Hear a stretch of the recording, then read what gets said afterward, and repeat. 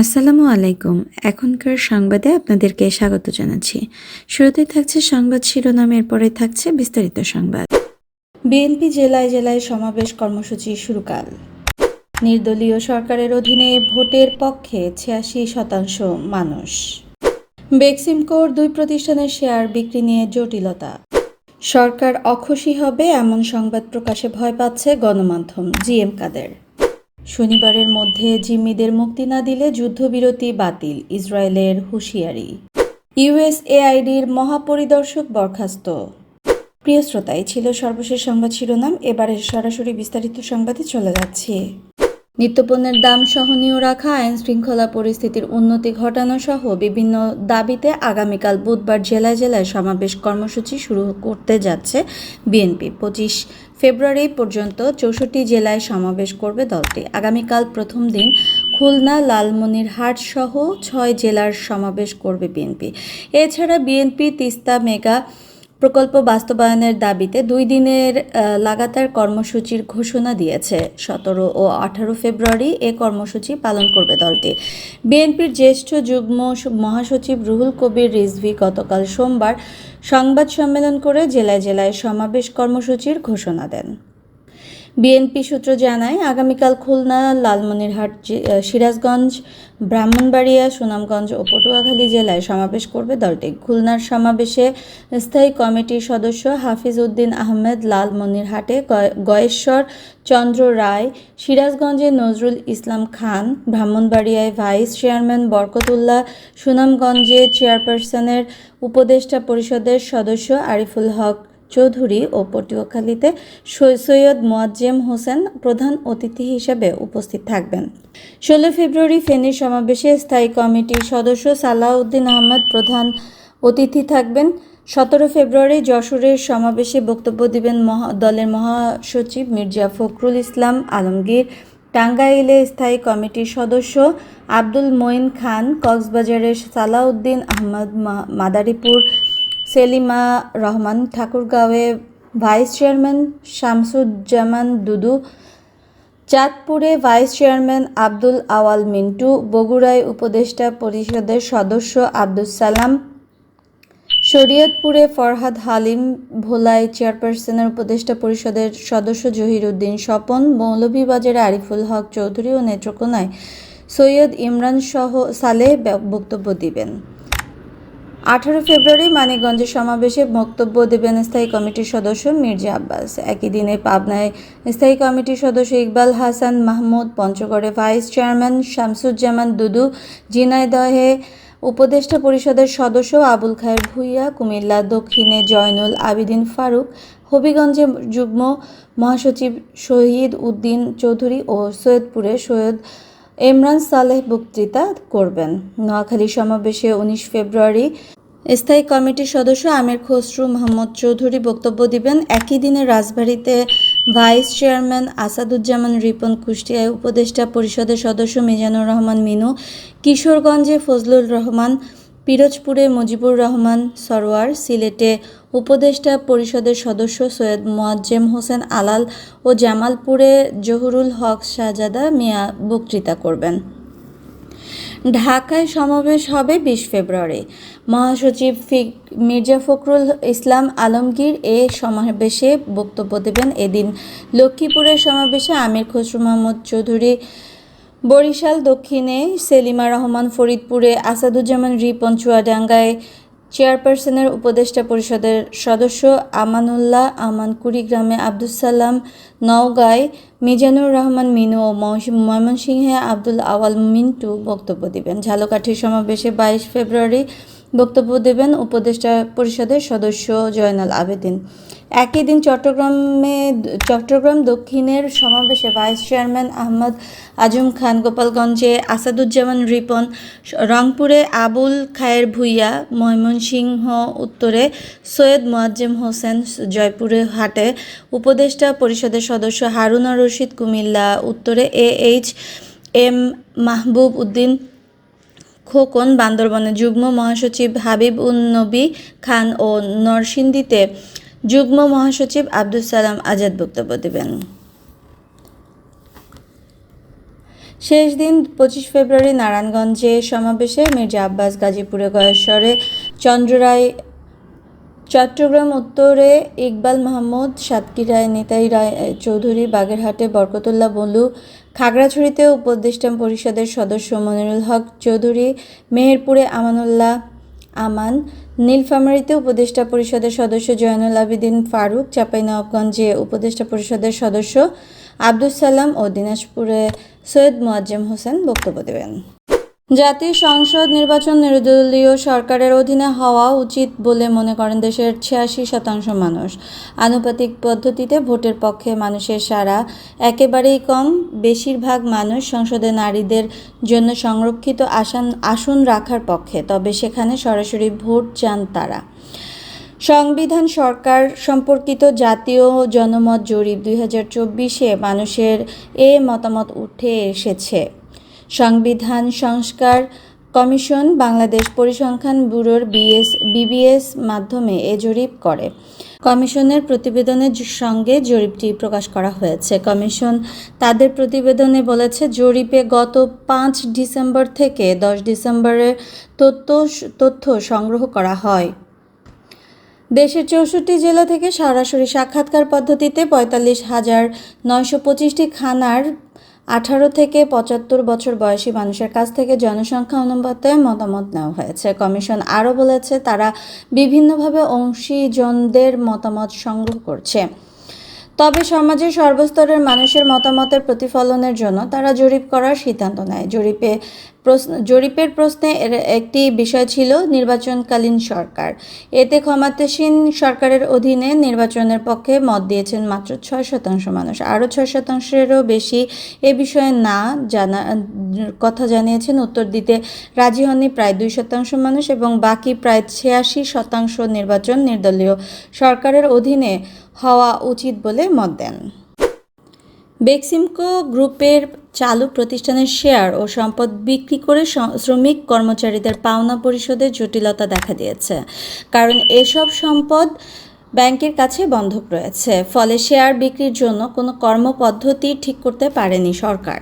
Beximco Pharma ও শাইনপুকুর সিরামিক্সের মালিক পক্ষের share বিক্রি করে গ্রুপটির বন্ধ হয়ে যাওয়া প্রতিষ্ঠানের কর্মীদের পাওনা পরিশোধের সিদ্ধান্ত নেয় বেক্সিমকো শিল্প পার্কের প্রতিষ্ঠানগুলোর শ্রম ও ব্যবসা পরিস্থিতি পর্যালোচনা সংক্রান্ত উপদেষ্টা কমিটি।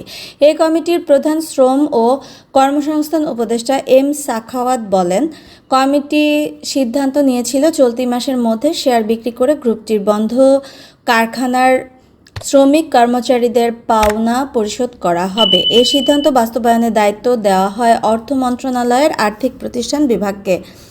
সংশ্লিষ্ট সূত্রে জানা যায়, আর্থিক প্রতিষ্ঠান বিভাগের সচিব নাজমা মোবারক গত 30 জানুয়ারি সংশ্লিষ্ট সব পক্ষকে নিয়ে শেয়ার বিক্রির বিষয় নিয়ে বৈঠক করেন। বৈঠকে অংশ নেন বাংলাদেশ ব্যাংক,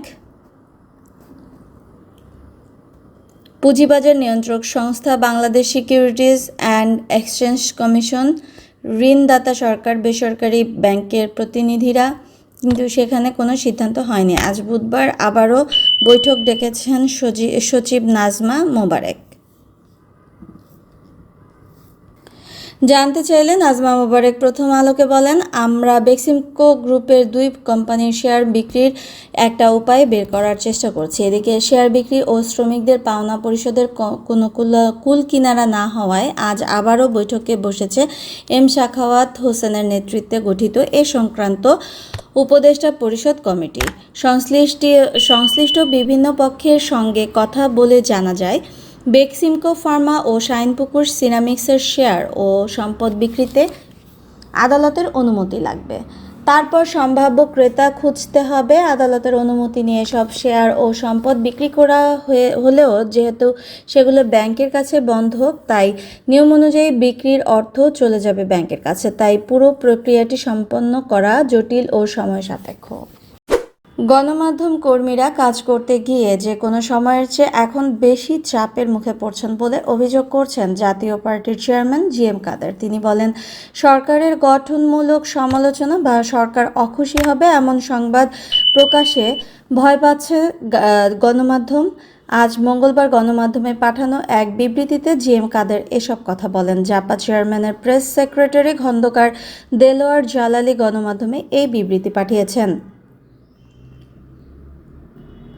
রিপোর্টার্স উইদাউট বর্ডার্সের 2024 সালের প্রতিবেদনের তথ্য উল্লেখ করে জিএম কাদের আরও বলেন, এই রিপোর্ট বলছে সাংবাদিকদের জন্য বিশ্বের সবচেয়ে বিপজ্জনক দেশ হিসেবে বাংলাদেশের অবস্থান তৃতীয়।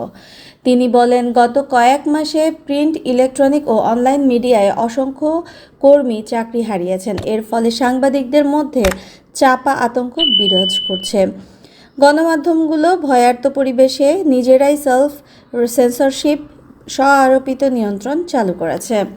ব্রডকাস্ট জার্নালিস্ট সেন্টারের উদ্ধৃতি দিয়ে বিবৃতিতে জিএম কাদের আরও বলেন, গত কয়েক মাসে ইলেকট্রনিক মিডিয়া থেকে 150 জনেরও বেশি গণমাধ্যম কর্মী এবং প্রিন্ট ও অনলাইন মিডিয়া থেকে প্রায় 200 কর্মী চাকরিচ্যুত হয়েছেন। এর ফলে এসব গণমাধ্যম কর্মীর পরিবারে মানবিক বিপর্যয়ের সৃষ্টি হয়েছে। একই সময়ে এত গণমাধ্যম কর্মীর চাকরি হারানোর ঘটনা নজিরবিহীন। কিছু কিছু গণমাধ্যম কর্মী জানিয়েছেন, প্রচ্ছন্ন চাপের কারণে স্বাধীনভাবে কাজ করতে পারছেন না তারা। সরকারের গঠনমূলক সমালোচনা বা সরকার অখুশি হবে এমন সংবাদ প্রকাশে ভয় পাচ্ছে গণমাধ্যম। গণতন্ত্রের সুশাসন প্রতিষ্ঠার জন্য সবার আগে গণমাধ্যমের পূর্ণ স্বাধীনতা নিশ্চিত করতে হবে বলেও মন্তব্য করেন জাতীয় পার্টির চেয়ারম্যান। পাশাপাশি তিনি সাংবাদিকদের নিরাপত্তা এবং অযথা হয়রানি বন্ধ ও চাকরিচ্যুত সাংবাদিকদের পুনর্বহালের দাবিও জানিয়েছেন। আগামী শনিবার দুপুরের মধ্যে জিম্মিদের ফেরত দেওয়া না হলে গাজায় যুদ্ধবিরতি বাতিল এবং সেখানে আবার তীব্র লড়াই শুরু হবে বলে হামাসকে সতর্ক করেছে ইসরায়েলের প্রধানমন্ত্রী বেনিয়ামিন নেতানিয়াহু। ইসরায়েলের প্রধানমন্ত্রী বলেন, তিনি গাজার ভেতরে এবং আশেপাশে ইসরায়েলি বাহিনীকে জড়ো হওয়ার নির্দেশ দিয়েছেন। পরবর্তী নির্দেশ না দেওয়া পর্যন্ত নতুন করে কোনো জিম্মিকে মুক্তি দেওয়া স্থগিত করেছে হামাস। সংগঠনটির এই ঘোষণার প্রতিক্রিয়ায় নেতানিয়াহু এই নির্দেশ দেন। নেতানিয়াহু বাদবাকি 76 জিম্মির মুক্তির দাবি করেছেন নাকি শনিবার যে 3 জনকে মুক্তি দেওয়ার কথা ছিল তাদের মুক্তির দাবি করেছেন তা স্পষ্ট করেননি। তবে এক মন্ত্রী বলেছেন, তিনি সবার মুক্তির কথা বোঝাতে চেয়েছেন।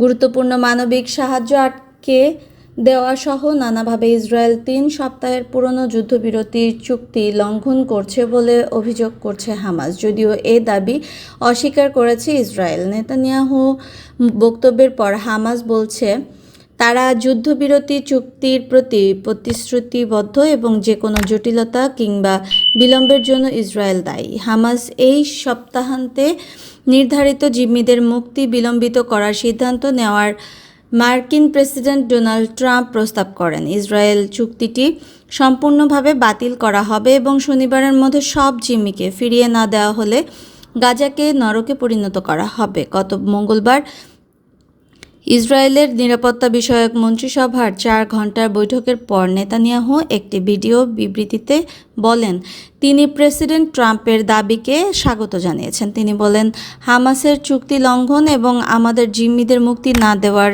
সিদ্ধান্তের আলোকে গত রাতে আমি আইডিএফকে গাজা উপত্যকার ভেতরে এবং চারপাশে জড়ো হওয়ার নির্দেশ দিয়েছি। নেতানিয়াহু আরও বলেন, যদি হামাস শনিবার দুপুরের মধ্যে আমাদের জিম্মিদেরকে ফিরিয়ে না দেয় তাহলে যুদ্ধবিরতি শেষ হয়ে যাবে। হামাসের চূড়ান্ত পরাজয় না হওয়া পর্যন্ত আইডিএফ পুনরায় তীব্র লড়াই শুরু করবে। তার এই আলটিমেটাম মন্ত্রিসভায় সর্বসম্মতভাবে অনুমোদন পেয়েছে। যুদ্ধবিরতির চুক্তির প্রথম ধাপ 6 সপ্তাহ স্থায়ী হওয়ার কথা রয়েছে। এ সময় গাজার প্রায় 1900 ফিলিস্তিনি বন্দির বিনিময়ে মোট 30 জন ইসরায়েলি জিম্মিকে মুক্তি দেওয়া হবে। গত 19 জানুয়ারি যুদ্ধবিরতি কার্যকর হওয়ার পর থেকে এখন পর্যন্ত 16 জন জীবিত জিম্মিকে মুক্তি দেওয়া হয়েছে। চুক্তির শর্তাবলীর বাইরে হামাস 5 জন থাই জিম্মিকে হস্তান্তর করেছে। বাকি 17 ইসরায়েলি জিম্মিকে আগামী 3 সপ্তাহের মধ্যে মুক্তি দেওয়ার কথা রয়েছে। এর মধ্যে রয়েছে 2 শিশু, 1 নারী, 50 বছরের বেশি বয়সী 5 পুরুষ এবং 50 বছরের কম বয়সী 9 জন পুরুষ। উভয় পক্ষই জানিয়েছে এই জিম্মিদের মধ্যে 8 জন মারা গেছেন, তবে কেবল একজনের নাম প্রকাশ করা হয়েছে। যুক্তরাষ্ট্রের আন্তর্জাতিক উন্নয়ন সংস্থার USAID মহাপরিদর্শক পল মার্টিনকে তার পদ থেকে সরিয়ে দেওয়া হয়েছে। USAIDর এক কর্মকর্তা গতকাল মঙ্গলবার বার্তা সংস্থা রয়টার্সকে এ তথ্য জানিয়েছেন। মার্কিন সংবাদ মাধ্যম CNN-এর খবরে বলা হয়, পল মার্টিনকে গতকালই বরখাস্ত করা হয়েছে। বরখাস্তের বিষয়টি তাকে ইমেলের মাধ্যমে জানানো হয়। USAIDর মহাপরিদর্শকের দপ্তর থেকে একটি প্রতিবেদন প্রকাশের একদিন পরই পল মার্টিনকে তার পদ থেকে সরিয়ে দেওয়া হলো। প্রকাশিত প্রতিবেদনটিতে বলা হয়েছে, ট্রাম্প প্রশাসনের নানা পদক্ষেপ USAIDর সক্ষমতাকে পঙ্গু করে দিয়েছে, ফলে সংস্থাটি প্রায় $8.2 বিলিয়ন সমমূল্যের অব্যয়ী সহায়তার সঠিক তদারকি করতে পারছে না। গত 20 জানুয়ারি যুক্তরাষ্ট্রের প্রেসিডেন্ট হিসেবে শপথ নেন ডোনাল্ড ট্রাম্প। ক্ষমতায় বসেই তিনি USAIDর ওপর খড়গহস্ত হন। তিনি সংস্থাটি ভেঙে দিতে চান। যুক্তরাষ্ট্র USAIDর মাধ্যমেই মূলত বিদেশে তার উন্নয়নমূলক কার্যক্রম পরিচালনা করে থাকেন।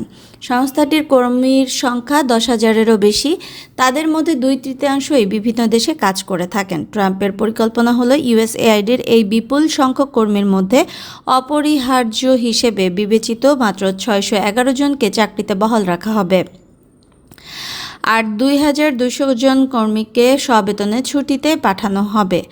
ট্রাম্প মনে করেন USAIDর দুর্নীতি ও জালিয়াতি করে। যদিও ট্রাম্পের এই পরিকল্পনা আপাতত আটকে দিয়েছেন ওয়াশিংটন ডিস্ট্রিক্ট আদালত। প্রিয় শ্রোতা, ভিডিওটি ভালো লেগে থাকলে চ্যানেলটিতে সাবস্ক্রাইব করুন, পাশে থাকা বেল আইকনটিতে ক্লিক করে রাখুন এবং লাইক, কমেন্ট, শেয়ার করতে ভুলবেন না। ধন্যবাদ।